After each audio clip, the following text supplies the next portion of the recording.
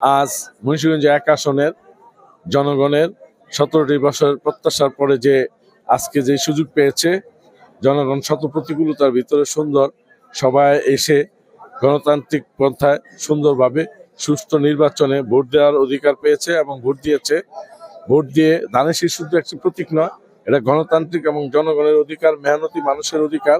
এটা আমাদের শহীদ প্রেসিডেন্ট জিয়াউর রহমানের স্মৃতি, এটা আমাদের বেগম খালেদা জিয়া এবং আমাদের চেয়ারম্যান তারেক রহমানের প্রতীক। যেই প্রতীকে মেহনতি মানুষের কথা বলে, কৃষকের কথা বলে, সেই প্রতীককে আজকে জয়যুক্ত করাতে আমি যারা আজকে এই ভোটে অংশগ্রহণ করছেন সবাইয়ের কাছে মুন্সিগঞ্জ ১ আসনে শেখ মোহাম্মদ আবদুল্লাহকে বিপুল ভোটে বিজয় করার জন্য আমি সবার কাছে কৃতজ্ঞতা প্রকাশ করছি ফিনল্যান্ড বিএনপির তরফ থেকে।